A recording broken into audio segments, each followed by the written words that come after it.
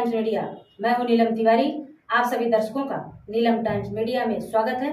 आइए नजर डालते हैं आज के मुख्य समाचारों पर। भिवंडी ग्रामीण डी बार फाउंडेशन के संस्थापक अध्यक्ष दयानंद चोरगे जी ने कांग्रेस पार्टी को अपना राजीनामा सौंप दिया। बता दें, कांग्रेस पार्टी को इन्होंने बढ़ाने में पूरी ताकत झोंक दी और पार्टी का जनाधार ग्रामीण में बढ़ा भी था, परंतु हर्षवर्धन सकपाल की वजह से उन्होंने कांग्रेस पार्टी को राजीनामा दे दिया। इसी उपलक्ष्य में उन्होंने पत्रकार परिषद कर पत्रकारों को जानकारी देते हुए बताया कि खरं तर खूप आनंद होत होता की काँग्रेस पार्टीमध्ये काम करण्यासाठी मला खरं तर खूप आनंद होत होता आणि याच्या पुढेही सुद्धा एक आनंदाने काम करावं, कारण संघर्ष करायला मला खूप आवडत असायचं। पण खरं तर ज्या दिवशी AICC ने अखिल भारतीय काँग्रेस कमिटीने ज्या दिवशी हर्षवर्धन सकपाल यांची महाराष्ट्र प्रदेश काँग्रेस कमिटीने जेव्हा त्यांना प्रदेश अध्यक्ष केलं,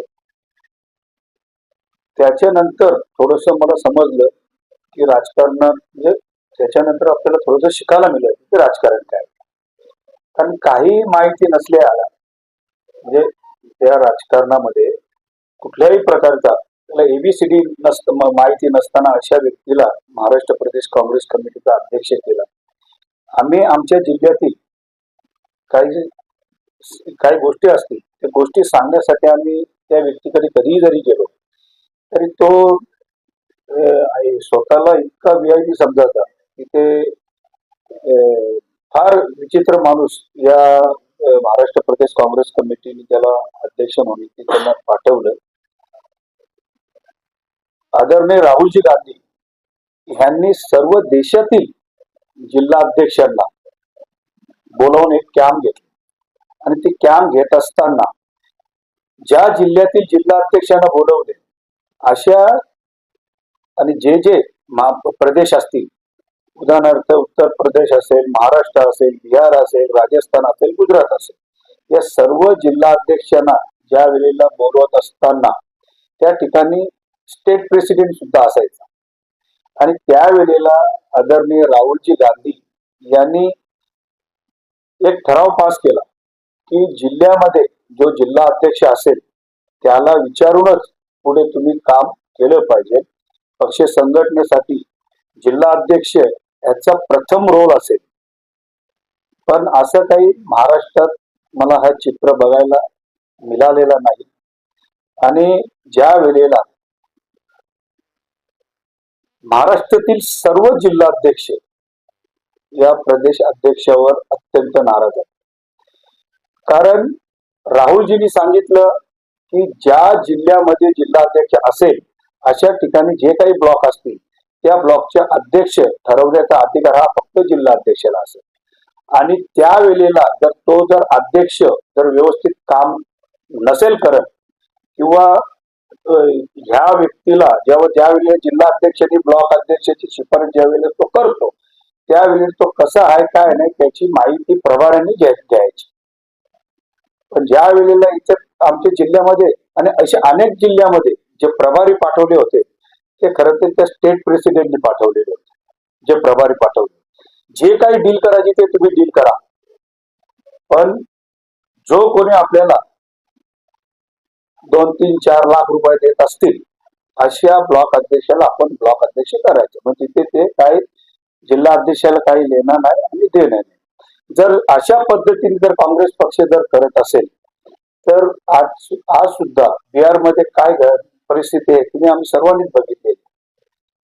पण आम्हाला असं वाटतो की काँग्रेस पक्षासोबत राहून खूप संघर्ष करावा, पण राहुलजींनी भारत जोडो यात्रा काढली, भारत जोडो न्याय यात्रा काढली। राहुलजी हे म्हणजे प्रत्येक या पक्ष संघटनेसाठी त्यांची चळवळ असतो, तर त्यांची चळवळ असतो, पण जे स्टेट लेवलचे जे नेते असतात, उदाहरणार्थ वरून जे प्रभारी पाठवतात ते सुद्धा अत्यंत काही काम नसलेले प्रभारी अशा ठिकाणी पाठवतात आणि काय काँग्रेस पक्षाची परिस्थिती आहे ते राहुलजींपर्यंत हे लोक पोहोचवत नाही।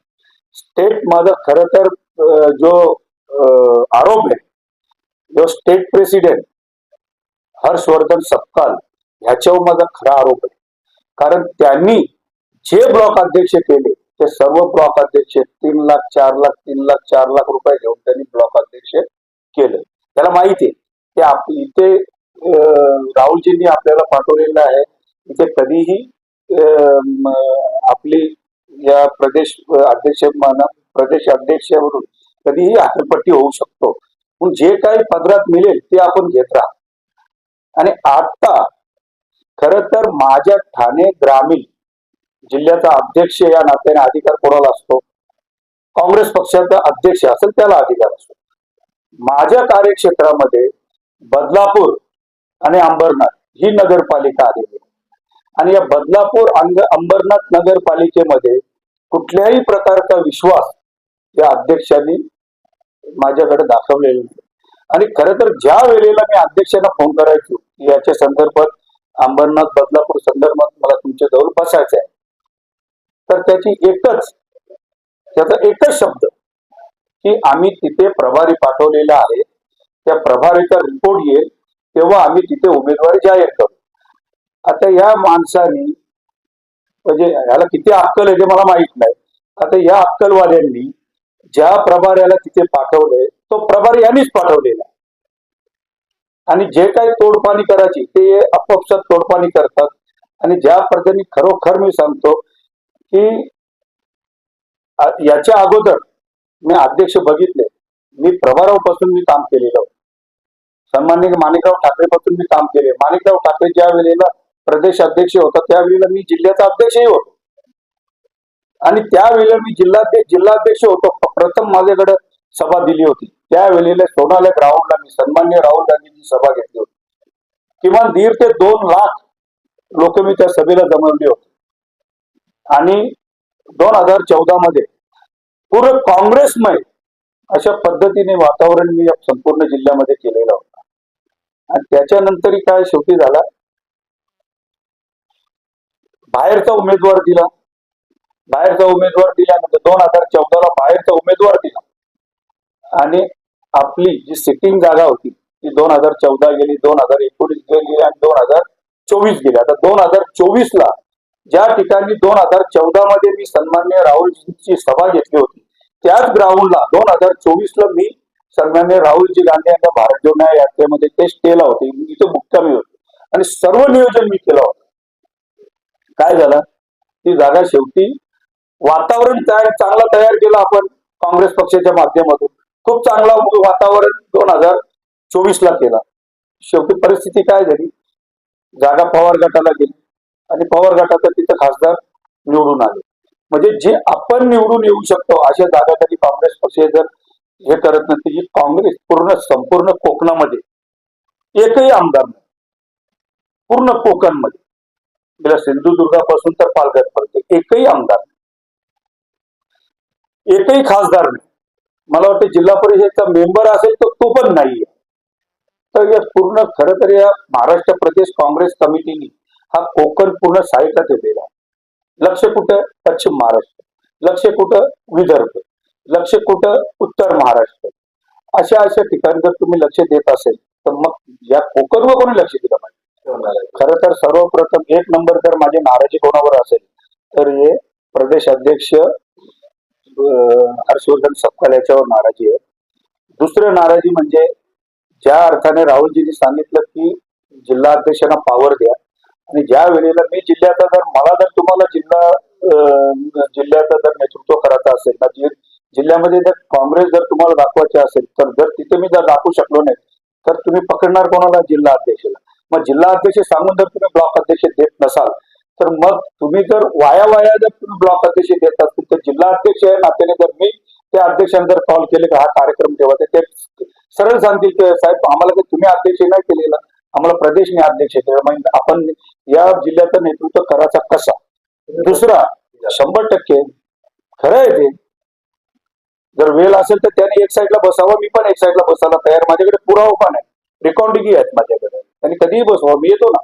काय आहे त्यांनी जे महाराष्ट्र प्रदेशमध्ये जे महाराष्ट्रामध्ये जे काही जिल्हे असतील त्या जिल्ह्यामध्ये असे बरेचसे जिल्ह्यामध्ये ब्लॉक अध्यक्षांकडनं पैसे घेऊन ब्लॉक अध्यक्ष बनवलेले आहे. त्याच्यात कुठल्याही प्रकारचा तथ्य प्रभारीला दिलेला नाही. आणि जे प्रभारी पाठवलेले होते ते त्यांनी, अरे आमच्या ठाणे ग्रामीणला बच्चर कोण येतो, पंजाबचा येतो, काय त्याला इथं ठाणे ग्रामीणचा माहिती द्या. त्या बच्चरला माहिती काय ठाणे ग्रामीण मध्ये, तो आहे पंजाबचा, त्याला इथं माहिती काय त्याला.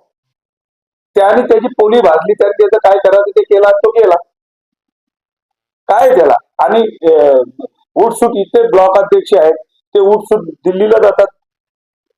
मग असे गॉडफादर जर दिल्लीला जर बसत असतील मुकुल वासनिक सारखे, मग ग्राउंड लेवलला काम कोणी करायचं. हे बघा, स्थानिक स्वराज्य संस्थेची निवडणूक झाली, त्यावेळेस पक्षाला बळकट करायची.